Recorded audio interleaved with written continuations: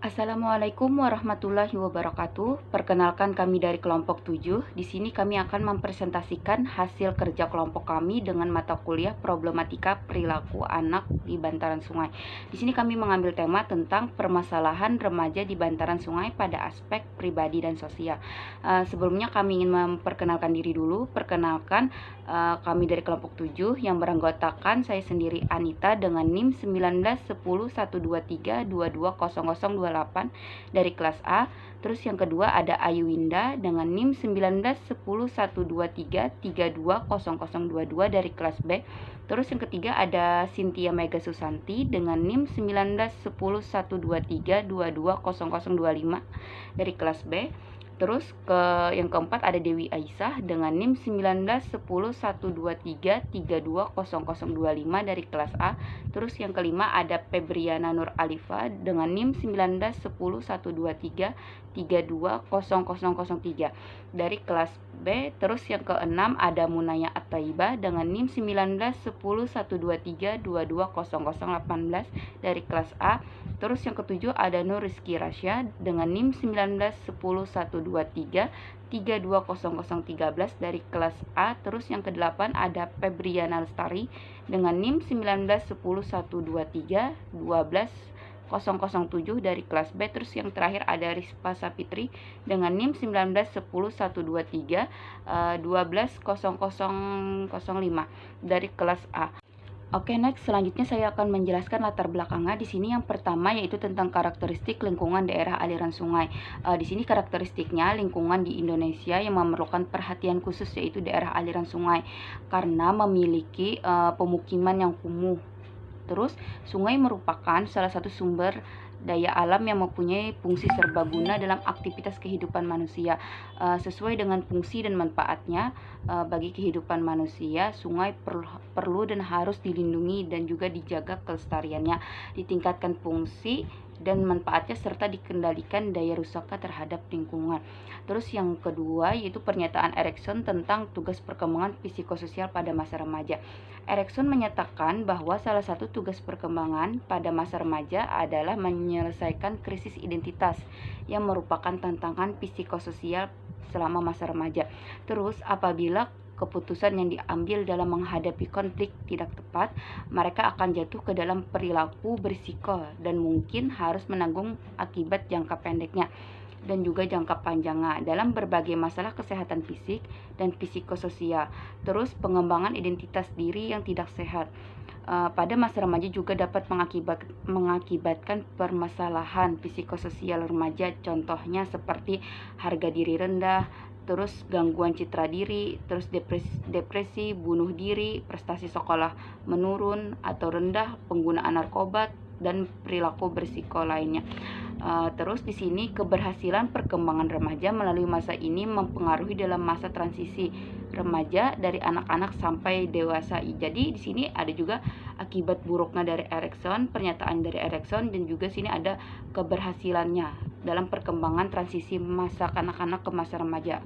Apa sajakah itu? Terus di sini ada faktor individu, biologis, kognitif, dan psikologis. Terus teman sebaya juga. Terus faktor keluarga. Yang keempat ada faktor ekonomi dan kemiskinan. Terus yang kelima ada sekolah dan pelayanan. Yang keenam lingkungan masyarakat dan tempat tinggal. Untuk penjelasan lebih lengkapnya nanti dijelaskan pada slide selanjutnya oleh teman saya. Oke, terima kasih. Baik, di sini saya akan melanjutkan presentasi dari teman saya sebelumnya. Di sini saya akan menjelaskan pengertian bantaran sungai. Yang pertama dalam Peraturan Pemerintah Republik Indonesia Nomor 38 Tahun 2011 tentang sungai disebutkan bahwa sungai adalah alur atau wadah air alami atau buatan berupa jaringan pengaliran air di dalamnya mulai dari hulu sampai muara dengan dibatasi kanan dan kiri garis sepadan. Dalam peraturan pemerintah Republik Indonesia Nomor 38 Tahun 2011 tentang sungai disebutkan bahwa bantaran sungai adalah ruang antara tepi palung sungai dan kaki tanggul sebelah dalam yang terletak di kiri atau di kanan palung sungai. Menurut Henning Anggani, 2005, pemeliharaan bantaran sungai merupakan bagian dari daerah sungai yang bermanfaat untuk menampung dan mengalirkan air sebagian dari aliran banjir. Dengan demikian, segala macam penghalang seperti tanaman keras perlu ditebang dan tidak boleh ditanam kembali di bantaran lubang-lubang atau galin yang dekat dengan kaki tanggul. Lubang-lubang yang dekat dengan kaki tanggul perlu ditutup kembali setinggi bantaran agar tidak membahayakan stabilitas tanggul. Galian saluran untuk keperluan drainase dibuat searah dengan arah aliran sungai. Daerah aliran sungai menurut Undang-Undang Nomor 7 Tahun 2004 tentang Sumber Daya Alam. Daerah aliran sungai adalah suatu wilayah daratan yang merupakan satu kesatuan dengan sungai dan anak-anak sungainya, yang berfungsi menampung, menyimpan, dan mengalirkan air yang berasal dari curah hujan ke danau atau ke laut secara alami. Yang batas di darat merupakan pemisah topografis dan batasan di laut sampai dengan daerah perairan yang masih terpengaruh aktivitas daratan. Daerah aliran sungai adalah bagian dari daerah aliran sungai yang menerima air hujan dan mengalirkan melalui anak ke sungai utama. Setiap daerah aliran sungai terbagi habis ke dalam subdaerah daerah aliran sungai, subdaerah aliran sungai. Adapun pada sepadan sungai memiliki aturan untuk perlindungan kawasan sungai dan sekitarnya. Sungai yang terdapat di kawasan sendiri dengan sepadan 5-10 meter berupa jalur hijau atau jalan inspeksi. Sekian dari saya, selanjutnya akan dijelaskan oleh teman saya. Perkenalkan, nama saya Cynthia Mega Susanti dengan NIM 1910 1213225. Di sini saya akan melanjutkan presentasi dari teman saya, yaitu fungsi sungai. Sungai berfungsi sebagai jalur transportasi untuk memudahkan mobilitas barang dan manusia, distribusi barang dari satu tempat ke tempat lainnya, berkaitan dengan aktivitas perekonomian penduduk.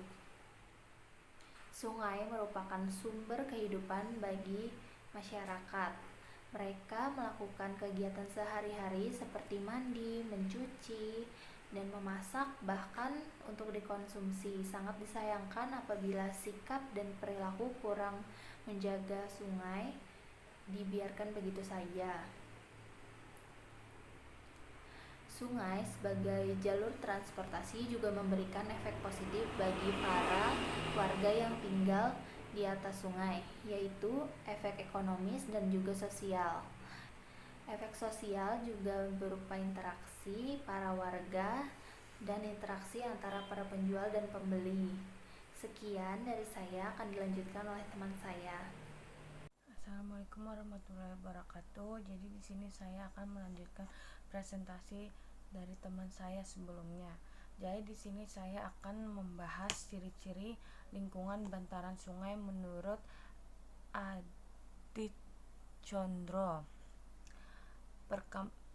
Perkampungan umumnya dibangun di pinggir sungai.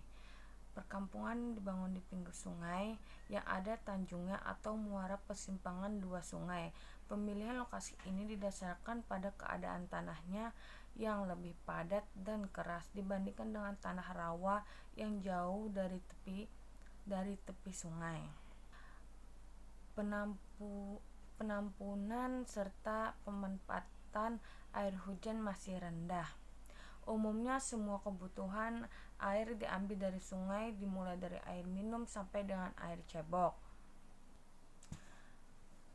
Berada di tepi sungai di mana kabut masih sering melayang di atas permukaan air di kala subuh.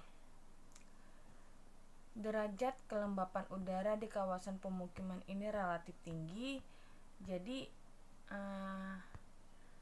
masih adanya sering kabut masih melayang di permukiman air di kala subuh. Rumah dibangun dengan jamban yang terpisah dari bangunan utama dan terapung atau terancap bersama dermaga di tepi sungai. Ya, sekian dari presentasi saya. Terima kasih. Nama saya Febiana Nuralipa, NIM 1910-1233-2003. Di sini saya akan melanjutkan presentasi. Pengertian remaja. Remaja adalah masa peralihan dari kanak-kanak ke dewasa. Para ahli pendidikan sependapat bahwa usia remaja adalah 13-18 tahun dan dibagi menjadi dua kategori, yakni prapubertas usia 12-14 tahun dan pubertas usia 14-18 tahun. Prapubertas adalah saat-saat terjadinya kematangan seksual yang sesungguhnya, bersamaan terjadinya perkembangan fisiologis yang berhubungan dengan kelenjar endokrin yang disebut dengan hormon. Sehingga anak merasakan adanya rangsangan hormonal yang menyebabkan rasa tidak tenang pada diri anak. Pubertas dianggap sebagai masa penting dan memiliki pengaruh yang sangat besar bagi kehidupan setiap individu, karena akan terjadi berbagai perubahan pada organ fisik. Perubahan yang paling kentara adalah mengalami masa balik yang menandai organ-organ seksual. Peristiwa kematangan tersebut pada wanita terjadi 1,5 sampai 2 tahun lebih awal daripada pria. Terjadinya kematangan jasmani bagi wanita biasanya ditandai dengan adanya menstruasi pertama, sedangkan pada pria ditandai dengan mimpi basah. Baik, selanjutnya akan dilanjutkan oleh teman saya.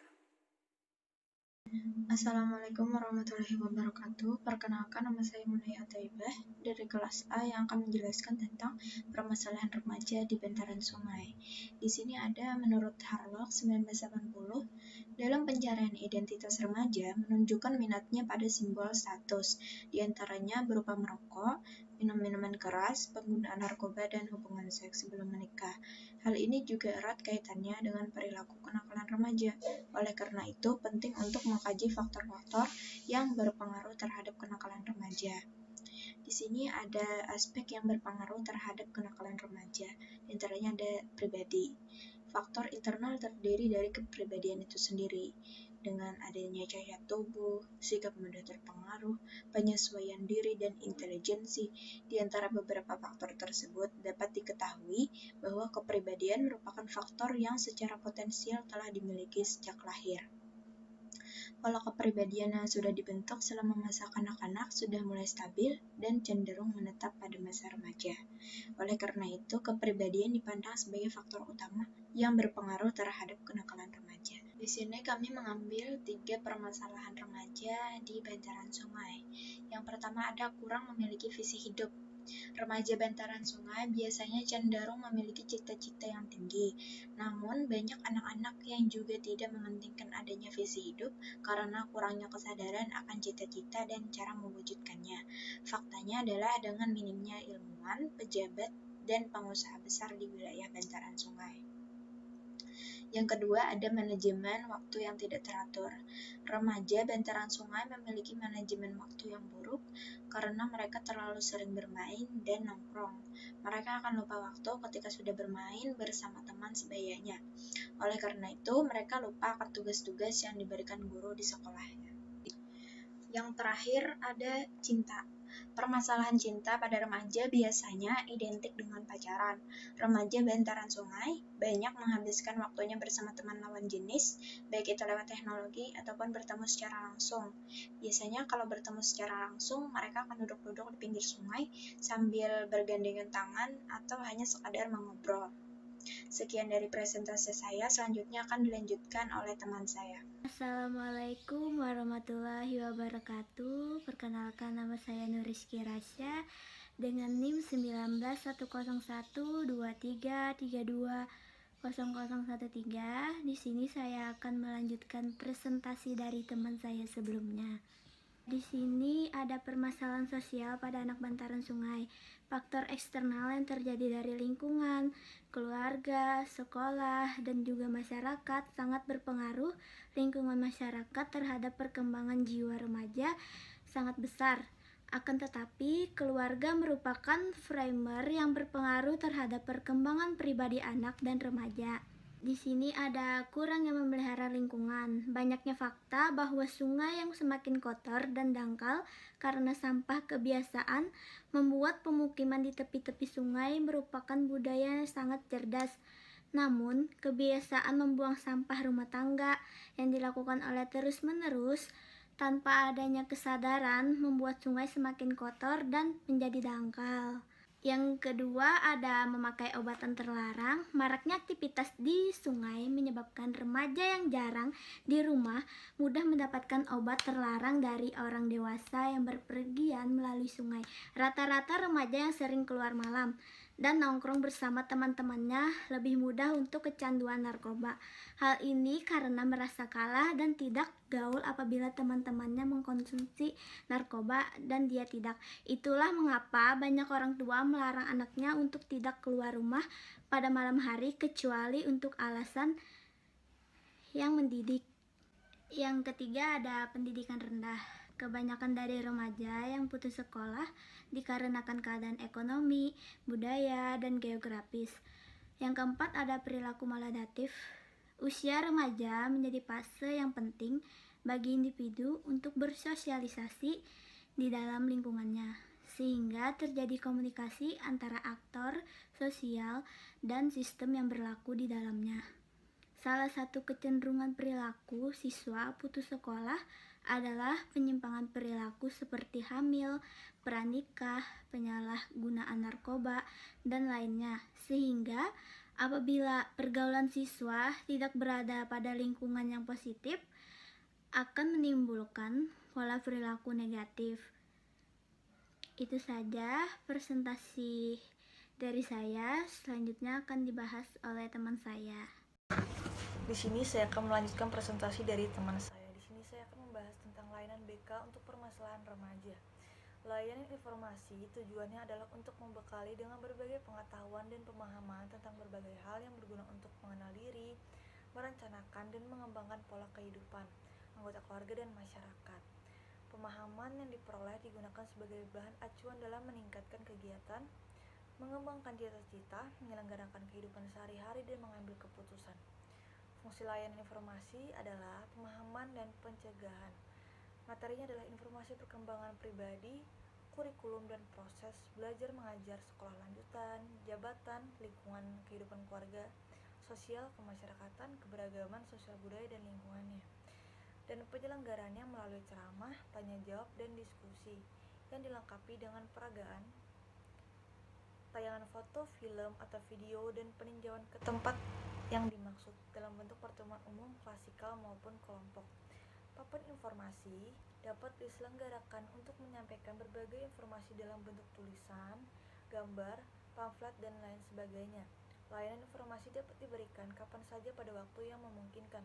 Salah satu materi pengguna informasi dalam pelayanan bimbingan individual adalah tentang informasi perkembangan individu yang akan mengalami kebahagiaan dan permasalahan di usia remaja. Selanjutnya akan dilanjutkan oleh teman saya.